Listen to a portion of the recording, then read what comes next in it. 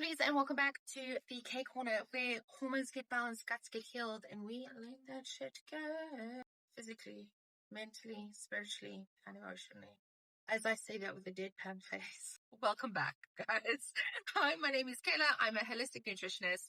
I'm also a aerial and fitness coach, and I'm here to help you decode your cycle, heal your burnout, and have fun while doing it. Maybe crack a few giggles too. Welcome back. Today we're going to be diving in to a hot topic because it's definitely something that this video is actually, let's be honest, this video is going to be for me today. As much as it's for you guys, it's probably for me as well. Okay, so today we're diving into being wired and tired. Okay, we all know that feeling, and the science of burnout recovery. So we're going to be diving into that burnout recovery. So if you're feeling tired but wired, okay, if you're feeling anxious but numb at the same time, if you're feeling exhausted all the time, you feel like you just can't get that one step ahead, you're just always feeling like you're dragging your entire being and soul along with you, you might have burnout. And we're going to find out today if you do, and a few things that can help fix that, or make a few changes to make you feel a bit better. Okay, even if you're just maybe chronically fatigued, this could also help. Righty-ho, so we'll just jump straight into it with our very first talking point. Okay, is cortisol dysregulation, and it's probably the one thing that I see the most with my clients. I was just talking to one of my clients the other day, and she was like, Kayla, I'm sick again. I don't know why. This is like the third time in 5 weeks. And I said to her, you just laid out the whole exciting journey that you're going on. She's got all these amazing things happening and she's very busy. I said to her, you just told me about all these amazing things. Do you not maybe think your cortisol is just a little dysregulated? She's like, I think that's probably it. Yes, it's quite popular, especially with, high achieving women, moms. We burn out very quickly. Busy woman, high achieving woman, on top of cycling and hormones, it's actually more common than what we think. So we're going to look into that. Cortisol dysregulation, the science behind it. Okay, so cortisol should be high in the morning and low at night. Okay, so stress flips. So stress basically leaves you wired but tired. Okay, that whole wired but tired kind of feeling, right? You're exhausted. You feel like you could take a nap, but the mind is running at like 120 kilometers an hour. That's it. So when you should sleep, got to you guys, my talking point, you guys are gonna laugh. My talking point, when you should sleep and dead when you should wake.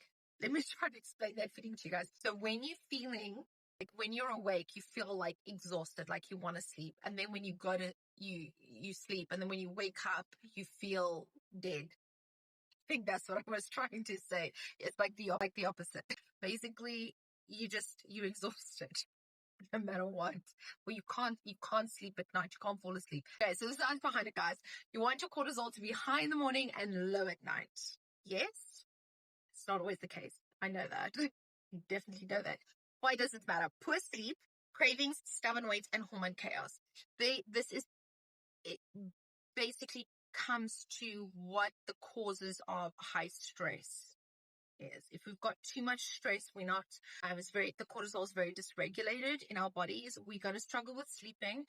Poor sleep leads to a multitude of things. It's one of the very first things I try to get sorted with my clients. It's nice, healthy sleep hygiene.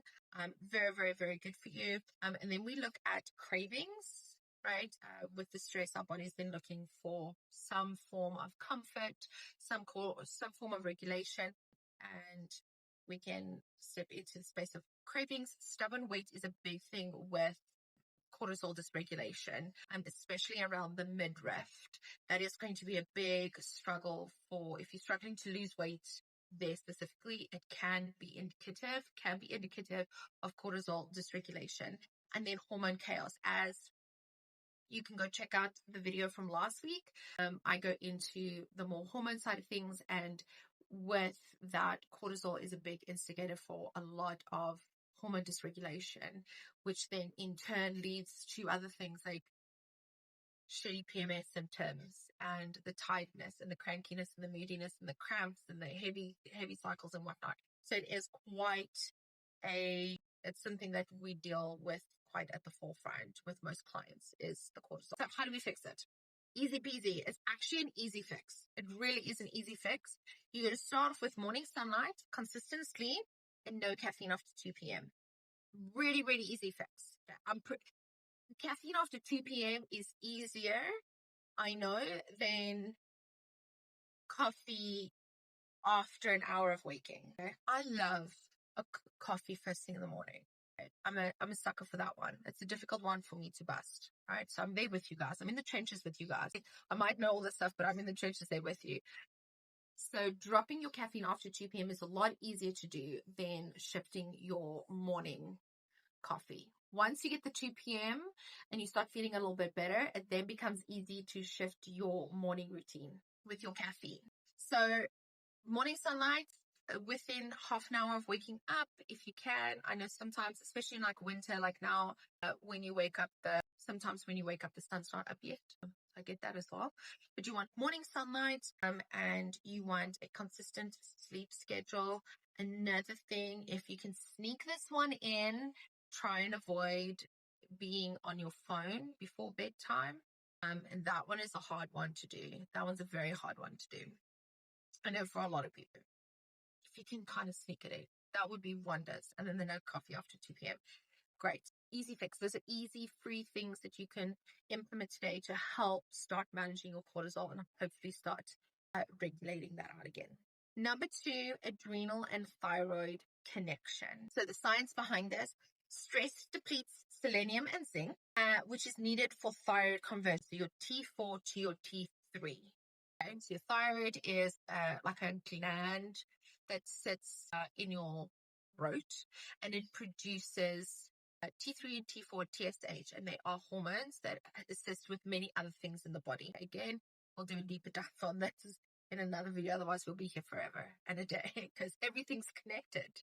So when your stress depletes selenium and zinc, that then affects your thyroid.